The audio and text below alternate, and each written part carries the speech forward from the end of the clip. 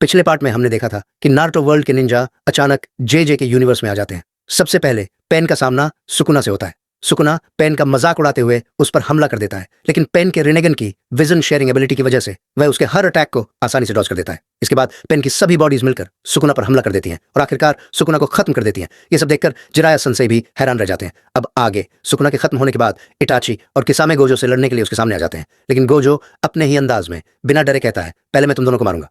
ये सुनते ही किसामे गुस्से में गोजो पर हमला कर देता है। गोजो उसके अटैक से आसानी से बच जाता है और पलटकर किसामे पर ही अटैक कर देता है, लेकिन किसामे अपने क्लोन का इस्तेमाल करके उस अटैक से बच निकलता है। अब दोनों आमने सामने खड़े होकर लड़ाई शुरू कर देते हैं। कुछ देर की तेज फाइट के बाद किसामे को एक ओपनिंग दिखाई देती है और वह तुरंत गोजो पर अपनी तलवार से अटैक कर देता है, लेकिन गोजो की इन्फिनिटी के कारण किसामे की तलवार हवा में ही रुक जाती है। ये देखकर किसामे पूरी तरह हैरान रह जाता है। तभी पीछे से इटाची भी गोजो पर अटैक कर देता है। ये देखकर गोजो बिना देर किए अपना डोमेन एक्सपेंशन खोल देता है और दोनों को खत्म कर देता है। लेकिन जैसे ही गोजो आगे बढ़ता है, अचानक उसे एहसास होता है कि वह इटाची के गेंजुत्सु में फंस चुका है।